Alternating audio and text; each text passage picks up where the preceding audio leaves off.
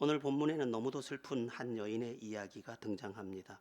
무슨 사고가 난 건지 병이 든 건지 남편을 일찍 여의고 혼자가 된 여인이 하나밖에 없는 아들과 함께 살았는데, 그 아들이 청년이 되었을 때쯤 그 아들마저 세상을 떠나게 되었고, 지금 그 아들을 장례에 치르러 성 밖으로 운구행렬을 하고 있는 중이라 그렇게 되어 있습니다.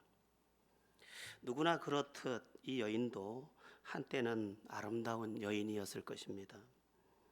그러므로 결혼했고, 결혼하면서 또 남편과 더불어 더 행복하게 살 거라고 다짐하며 꿈꿨을 것입니다. 아, 그들의 계획대로 아들이 태어났고, 그 아들을 무릎팍에 올려놓고 그의 재롱을 보는 행복은 매우 컸을 것입니다. 인생의 가장 아름다운 시간과 행복한 시간은 바로 그때라고도 할 수 있으니까요. 그렇게 인생이 자기의 소원한 대로 되어가나 싶을 즈음에 잔잔한 바다가 흉흉한 바다로 바뀌는 것이 급작스러운 일인 것처럼 이 여인에게 급작스러운 일이 닥쳤는데, 남편이 사망을 하게 된 것입니다. 만약 일찍 사망을 하지 않았으면 둘째 아들도 있을 것이고 셋째 아들도 있을 것인데, 너무 일찍 세상을 떠나서 아들이 하나밖에 없는 것으로 보여집니다. 세상은 그렇습니다. 도무지 알 수 없는 것이 우리네 인생이죠. 아침에 출근했던 남편이 돌아오지 못하는 경우도 허다한 것이 우리 인생이 아니겠습니까? 그렇게 이 여인에게 예상치 못한 일이 닥쳐온 것입니다. 자기가 꿈꾸던 그 미래가 다 무너져 버린 것이죠.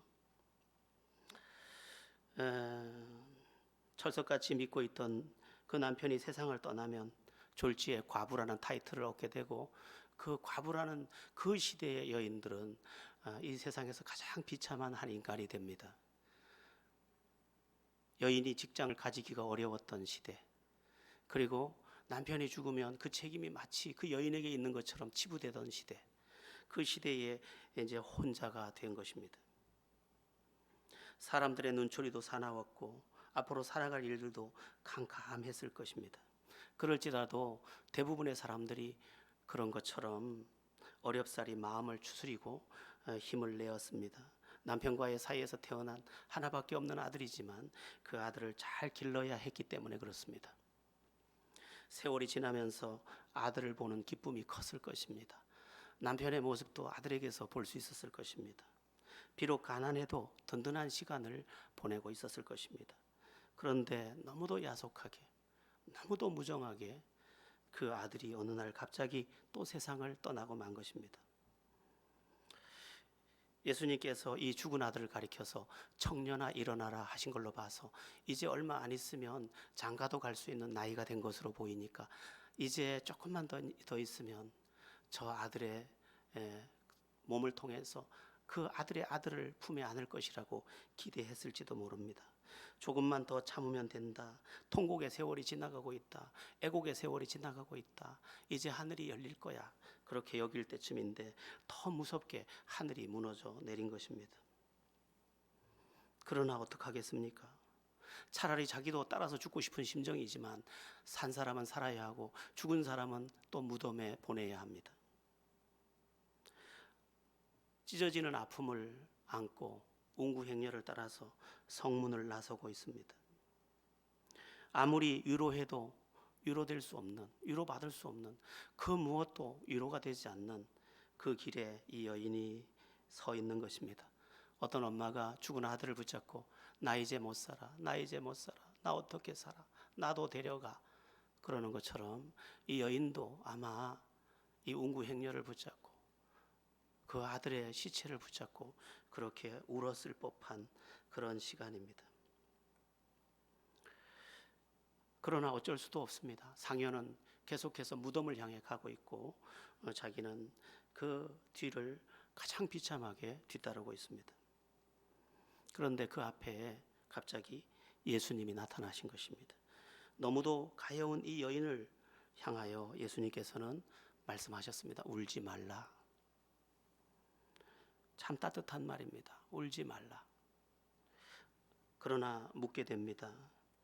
울지 말라고 한들 울음이 그쳐질 수 있습니까? 이 통곡할 수밖에 없는 이 상황을 어떻게 멈춘다는 것입니까? 그러나 예수님의 울지 말라는 말씀은 다른 사람들이 하는 말처럼 그냥 할 말이 없어서 울지 마 하는 말이 아닙니다. 내가 너의 눈물을 닦아줄 것이니 이제 울음을 그쳐라, 그 말씀이셨던 것이죠. 어떻게 그게 가능합니까?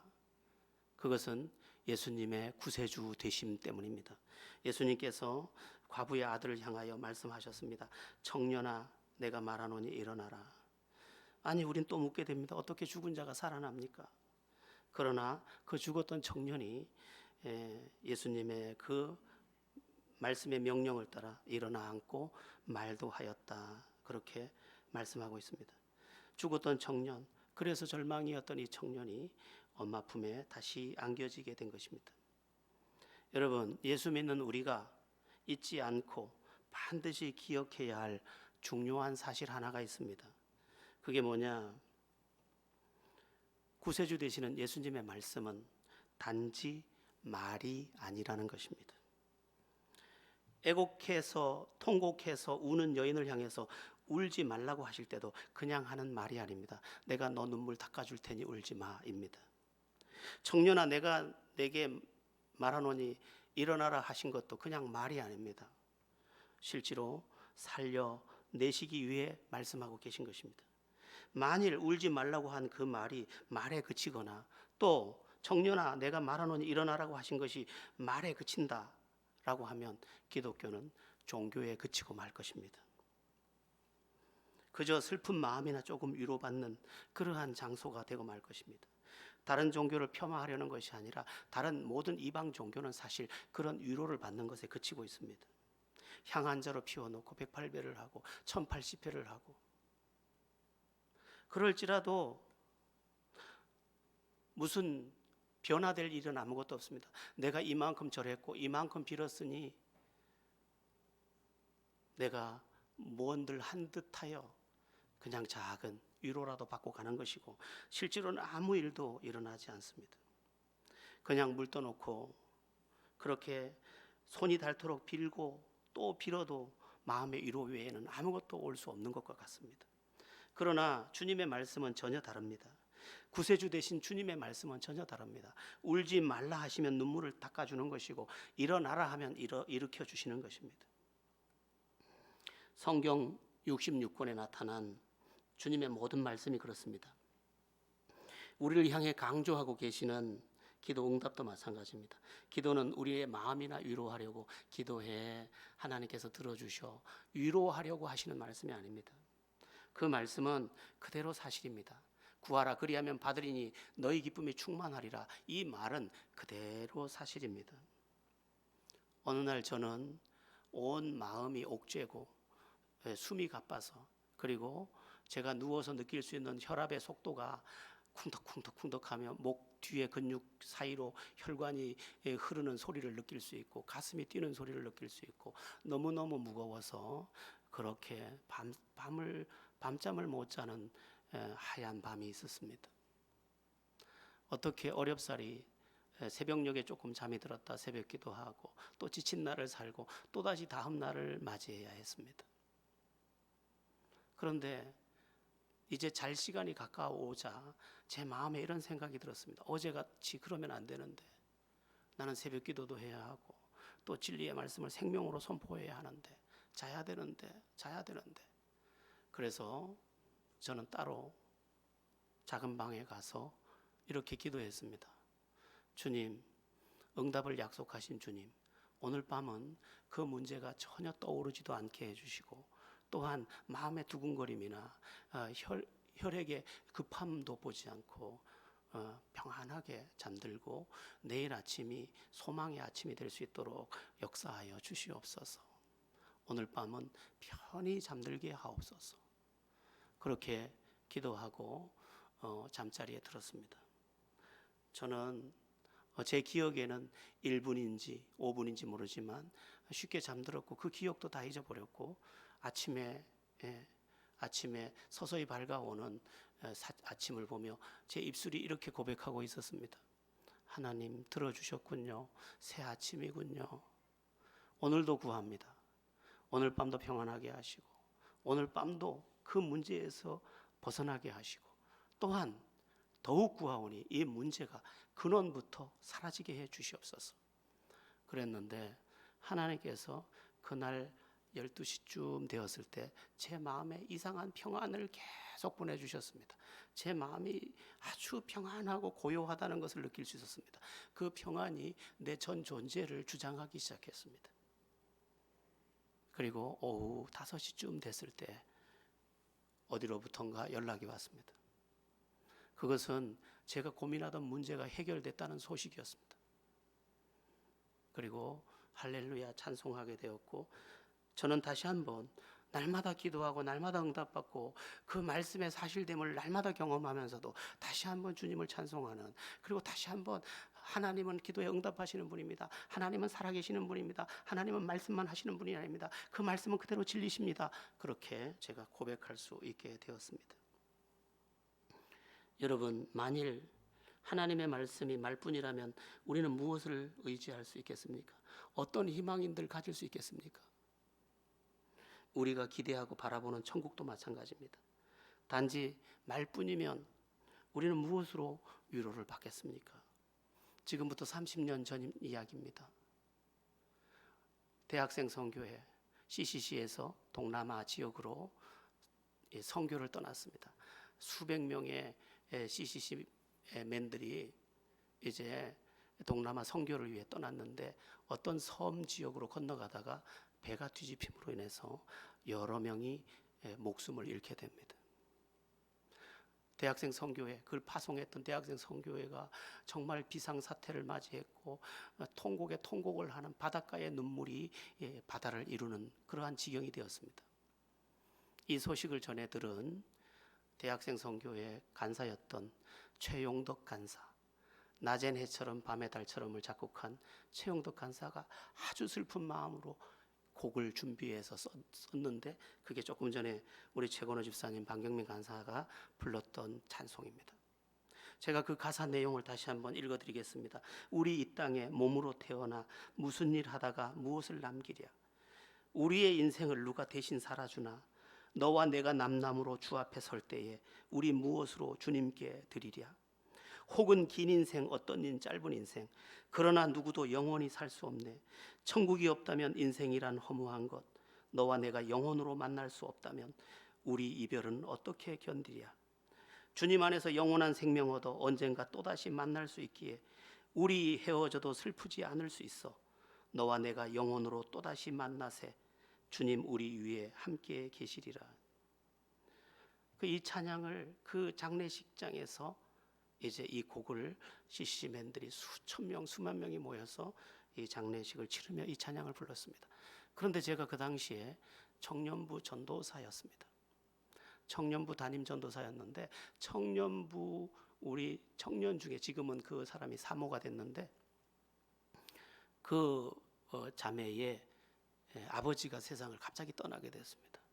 청년들을 데리고 한 3, 40명, 4, 50명의 청년을 데리고 그 집을 방문했습니다. 그 집을 방문해서 보니까 그야말로 초상집입니다. 제가 자리를 제일 위에 잡았습니다. 그리고 이 찬양을 제가 시작했습니다. 우리 이 땅에 몸으로 태어나. 근데 이상하게 신비하게 청년들이 계속 따라하기 시작했습니다. 우리는 밤 3시가 넘도록 이 찬양을 계속 불렀습니다. 그리고 우리가 위로할 방법이 전혀 없어. 주님의 말씀이 사실이라면 우리 이 지금 잃어버린 이 생명은 영혼으로 만날 것이고 영원한 천국에서 만날 것이 확실하기에 오늘 이별이 슬프지만 우리는 영혼으로 다시 만나고 그 만나는 자리에 주님도 함께 계실 것이라고 우리는 고백하게 되었습니다. 여러분, 천국이 만일 말뿐이라면 우리는 무엇으로 위로를 받습니까? 우리가 들어가야 될 새하늘과 새 땅이 단지 기록된 문자라면 우리는 무엇으로 오늘 위로를 받을 수 있습니까? 우리의 경건도 헛되고 우리가 죄를 향하여 참은 것도 헛되며 주를 위해 모욕을 견딘 것도 다 헛되지 않겠습니까? 그러나 우리의 헌신도 헛되지 않고 우리의 믿음도 헛되지 않고 우리의 기도도 헛되지 않고 우리의 주 앞에서의 모든 삶이 헛되지 않은 그 하나님의 말씀이 그대로 사실이기에 천국을 기대하는 것이고 위로를 기대하는 것이고 하나님의 그 갚으심을 기대하며 오늘을 살아갈 수 있는 것입니다. 여러분, 우리의 구원은 사실이고 하나님의 말씀대로 천국도 사실이며 기도 응답도 사실이고 우리 인도하신다는 것도 사실이며 내 죄 사함을 받았느니라는 것도 사실이며 내가 너와 함께 하겠다는 것도 사실이며 너를 인도하겠다는 것도 사실이며 모든 것을 합력하여 선을 이루겠다는 것도 사실이며 너에게 피할 길을 주시겠다는 것도 사실이라는 것을 우리는 잊으면 안 됩니다. 만약 울지 말라는 게 말뿐이었다면, 청년아 일어나라 하는 것이 말뿐이었다면 그것은 종교요, 그것은 우리가 기댈 대상이 전혀 될 수 없습니다. 그러나 그 말씀이 그대로 사실이라면 우리는 오늘 우리의 전 존재를 더 동원해서 그분을 붙잡아야 하는 것입니다.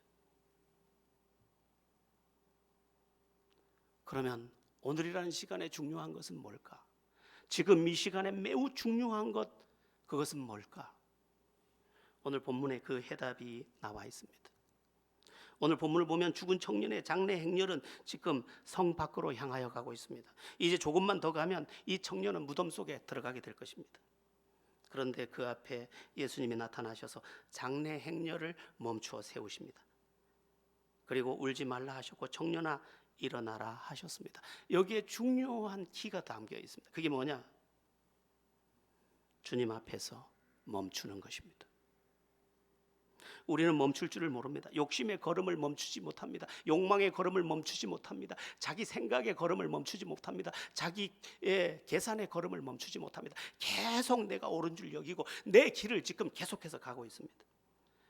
그것이 우리의 생각에는 살 길이지만 그것은 무덤으로 가는 길임에도 불구하고 우리는 그것이 옳다고 여기며 끊임없이 주님의 음성을 듣지 못하고 계속해서 우리의 욕심의 길을 걸어가고 있는 것입니다. 우리의 분노의 길을 걸어가는 사람도 있습니다. 우리의 눈물을 닦아주실 분의 음성을 듣기 위해 멈춰야 합니다. 그리고 그분이 일하실 수 있도록 멈춰야 합니다. 멈추지 않고 계속 가다가는 조금 더 가면 거기가 무덤인 것입니다. 국민일보에 나온 심은경 집사라는 분의 간증 기사의 이야기입니다. 심은경 집사는 아주 20대 초반에 부동산에 손을 대서 아주 거금의 돈을 만지게 되었습니다. 세상을 만만히 보기 시작했습니다. 이렇게 돈을 벌면 되는구나. 사람들은 왜 돈을 못 버는 것이지? 그러면서 정말 만졌다 놓는 것마다 다 돈이 되었습니다. 여러분이 얼마를 일해서 1억을 만들 수 있겠습니까? 10년 저금하면 되겠습니까? 그런데 1억, 2억, 3억을 며칠만 해도 만져대는 것입니다. 그는 이렇게 살면 되는 거구나 생각하고 그 길을 계속 갔습니다. 그러는 중에 유능해 보이는 이 여인에게 직장 상사가 다가왔고 그는 결혼을 하게 됩니다. 뭐든지 다 잘 되었습니다. 그래, 나는 미친 듯이 돈을 벌 거야. 그러면서 그는 돈이 세상을, 돈 앞에는 모두가 무릎을 꿇더라. 그래서 그 길을 계속 달려갑니다. 그런데 추락하는 것은 날개가 없다고, 그의 인생이 아주 큰 장애를 만나는데 어떤 회사와 이 프로젝트를 진행하다가 일방적인 파기로 인해서 소송에 휘말리고 그 소송으로 인해서 완전히 도산을 하게 됩니다. 정말 쌀 한 토를 얻어야만 먹을 수 있는 지경이 됩니다. 너무너무 비참해집니다. 그러나 자기의 능력은 아무데도 쓸데가 없게 변해버렸습니다. 시어머니의 전도로 2013년 2월에 교회에 등록했습니다. 새가족 공부를 마치고 남편은 변화를 받았습니다. 그러나 자기는 변화되지 않았습니다. 남편은 주님 안에서 살겠다고 다짐했습니다. 그러나 자기는 그런 생각이 전혀 없었습니다. 시어머니의 전도를 받았기 때문에 눈도장을 찍기 위해서 열심히 교회의 현장에, 예배의 현장에는 갔지만 그 이상도 이하도 아니었습니다. 그의 표현을 그대로 빌리면 나는 세상에 미쳐서 살았습니다 라고 말했습니다. 그런데 재앙은 거기서 그치지 않았습니다. 난소에 이상이 있어서 알아보니까 난소에 큰 혹이 붙어 있어서 그것을 수술하고 1년 이상 쉬지 않으면 안 되는 그러한 문제를 만나게 되었습니다. 그러면서 그는 자기가 낳은 딸을 비로소 품에 안고 이 아이를 길러야겠네 생각하게 됩니다. 그리고 아이를 기르다가 깜짝 놀랍니다. 아이가 말을 못하고 발달 장애가 있어서 자기를 엄마라고 4살이 되도록 부르지 않는 것입니다. 어머니에게 100일 된 아이를 맡기고 미친 듯이 세상을 향해 갔는데 막상 돌아와서 아이를 품에 안고 보니 아이는 발달 장애로 아무것도 할 수 없는 아이, 심지어 엄마라고 부르지 않는, 눈도 마주치지 않는 아이가 되어 있는 것입니다.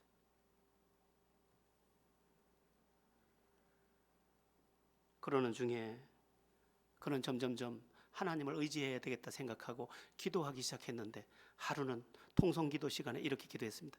주여, 내 자녀가 엄마라고 나를 부를 수 있게 해주시고 그 입을 열어 주시옵소서.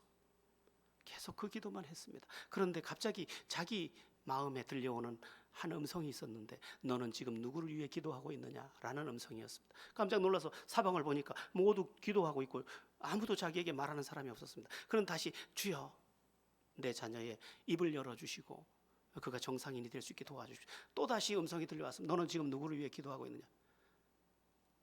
이 심은경 집사는 깜짝 놀랍니다.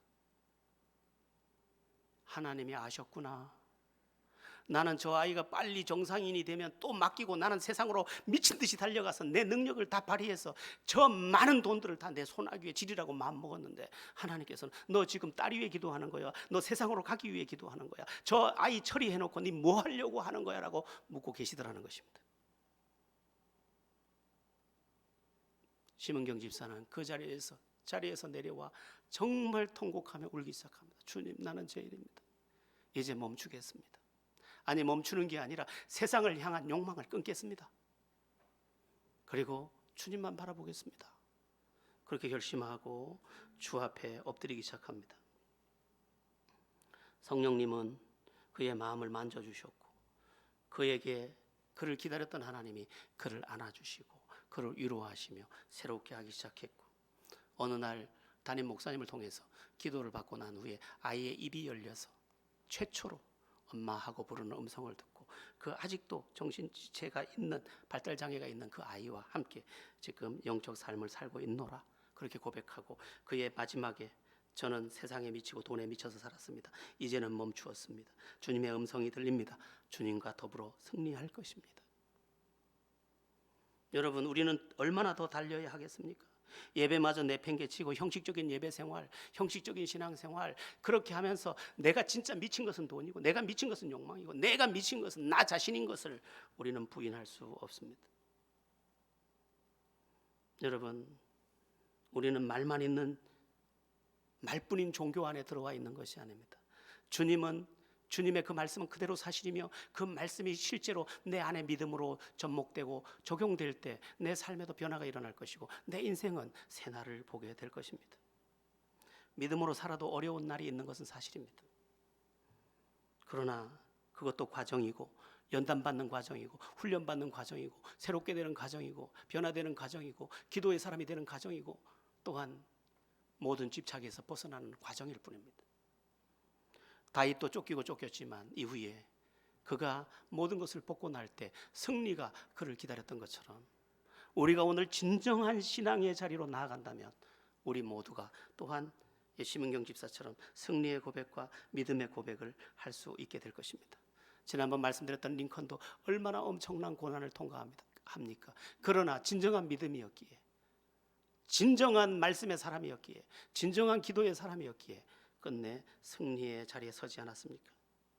여러분, 멈추세요. 이제 제발 내가 옳다는 것도 멈추세요. 그 욕심에 대해서도 멈추세요. 주님의 음성이 들려야 합니다. 나를 살릴 그 음성이 들려야 합니다.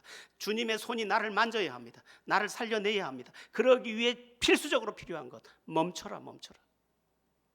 그리고 들어라. 그리고 그분을 붙잡아라. 그분이 일하신다라는 것입니다. 본문의 이야기를 조금 더 해보겠습니다. 15절 16절입니다. 우리 함께 15절 16절을 함께 합독해 보겠습니다. 15절 16절 시작. 자가 일어나 앉고 말도 하거늘 예수께서 그를 어머니에게 주시니 모든 사람이 두려워하며 하나님께 영광을 돌려 이르되 큰 선지자가 우리 가운데 일어나셨다 하고 또 하나님께서 자기 백성을 돌보셨다 하더라. 아멘. 여러분, 이 여인은 이제 더 이상 울 일이 없습니다. 죽은 줄 알았던, 그래서 장례를 치르러 가던 그 아들이 살아났기 때문입니다. 그리고 이제 그 아들의 죽음이 생명의 사건으로 바뀌면서 예수님의 구세주 되심이 자기의 슬픔을 통해 드러났기 때문입니다. 사람들은 이 여인을 보고 말할 것입니다. 당신의 가정에 일어난 사건을 보니 예수님은 구세주십니다. 여러분, 우리도 그렇게 돼야 합니다. 당신의 인생에 일어난 일을 보니 예수님이 구세주시군요. 당신의 인생에 나타난 그 일을 보니 예수님이 구세주시군요. 당신의 자녀에게 일어난 그 일을 보니 예수님이 구세주시군요. 그렇게 될 수 있도록 우리의 믿음이 오늘 온전케 되어야 할 줄로 믿습니다. 당신을 보니 예수님이 구세주인지 모르겠어요. 당신을 보니 당신의 자녀를 보니 당신의 가정을 보니 당시 예수님이 구세주인지 전혀 알 수가 없어요. 예수 믿는 것들이 더 독해요. 이거는 곤란하다는 것입니다. 당신을 보니 예수님이 구세주가 맞군요. 당신을 보니 하나님이 살아계시군요. 당신의 그 걸음걸음마다 주의 은혜가 있는 것을 우리도 알겠습니다. 그렇게 되는, 그래서 예수 똑바로 믿고 그렇게 되는 그 은혜가 있기를 축원합니다.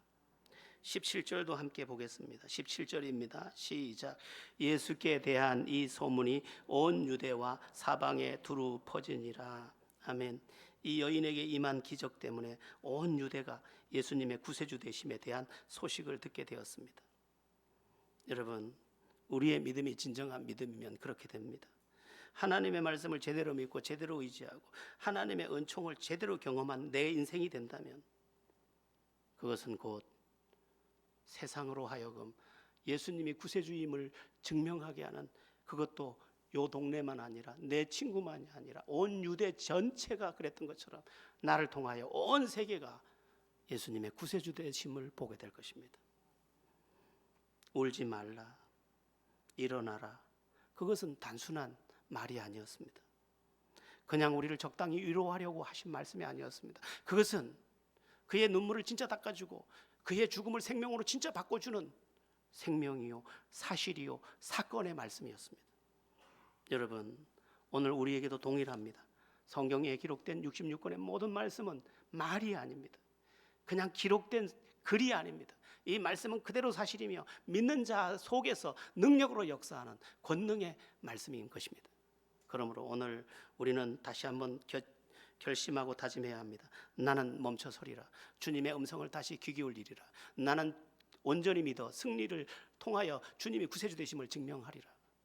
만약 여러분의 생애가 그런 결심으로 오늘 다시 주님을 부여잡는다면 여러분의 생애가 슬픔으로 시작했지만 찬송으로 끝나고 죽음 같은 인생으로 치닫고 있었지만 하나님 살아계심을 증명하는 인생으로 변화될 것입니다. 꼭 그렇게 되시기를, 꼭 그렇게 승리하시기를 예수의 이름으로 축원합니다.